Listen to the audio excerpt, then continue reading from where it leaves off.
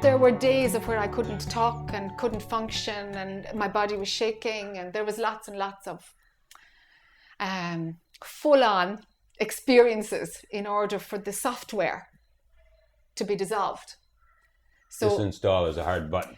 Bingo. The disinstall button was hard to find. Yeah. But would it have helped if there was a teacher or somebody that would be giving hints and saying, sure, that's the way it is? Yeah, at the time I used to crave to find something, a book on Advaita, but I didn't even know what the word Advaita was. I didn't know such a thing as non-duality was a phrase. Do you know? Yeah. I had no words at all, nothing. And just a sense of maybe the capacity, which is called mind, can understand this at some point, but I doubt it. And that's as much as I could do. I didn't know, is it understandable? But actually it's not understandable. In theory it's understandable, but it's not. In truth it's not. How can you tell mind, actually you don't exist? Mind says, yeah, fine. Do you know? So when then I came here and I heard teachers talking and thought, there's another person who's functioning in a physical body, and no, they're not a person, and no, it's clear to them. I didn't go nuts after all. I didn't just lose my marbles, you know. There's something else was going on. So to read and read all this stuff was like, oh my God, now a functioning can happen in this world. Now something can, because there is a role, because there are words that can be used to point towards that which you are, I am, towards that which is. And that's all we can do, is point towards it.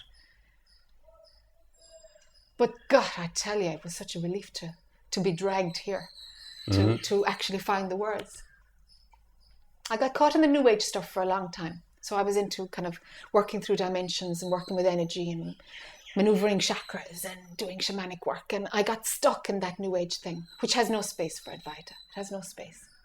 Because it's all about spiritual experiences and sorting out this and healing that and healing that and healing that. And gosh, we're not broken at all.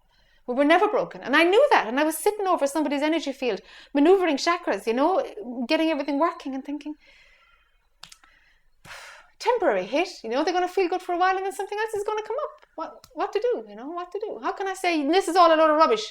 You know, you can't, you're going to have no business. So, wow. You know, so yeah, so the New Age thing, it plays its role, but it's very far from truth. It's very far. Talk more about it, you know, because I mean, you went one direction. A lot of us are trying to go in the other direction. Like trying to, you know, we have this concept and we're trying to attain it in a way, attain and non-attain it or something like that. Yeah. And my path always, even as a child, I experienced first and I found out the theory afterwards. It happened all of my life. Experience first, and then I would read about it, or I would find out about it, or something would click afterwards. Understanding would come after the experience, always. And that continued right till the end. So it's a pain in the ass, that period after experience and before a capacity to understand intellectually.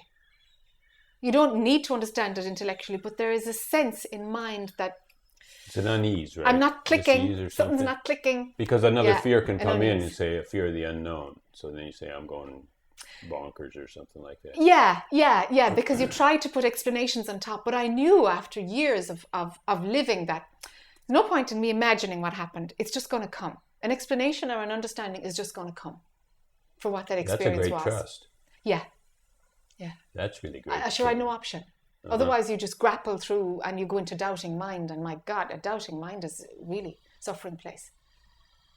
You know, doubting just leads to more doubting and uncertainty, and you're on no solid ground at all. Could you function on some level before you had that inform the mind, before you informed the mind? Yeah, on a limb. Absolutely on a limb. Yeah, just like something has to move through this because I haven't a clue what's going on. There were a lot of those spaces of Were maybe you 4 months, was 6 that months. when you were doing those working shamanic and different kind of energy Yeah. work and so on? Yeah, there was a sense with the shamanic stuff, there was, I have to do this. I know it's harsh on my body. It's really rough. Like you're taking ayahuasca and you're vomiting for 4 hours solid. It's kind of rough on the body. And, you know, bless my husband at the time would say, why are you doing this to yourself? Just why are you doing this to yourself? And I'm like, there's no logical reason. I have no reason to do it. I don't want to do it. But the I that doesn't want to do it, something else is doing it. So there was always that sense of there's something else moving it. And the I is now not powerful enough to stop it. So then what do? You live on the limb and you just think, this thing better know something more than I do.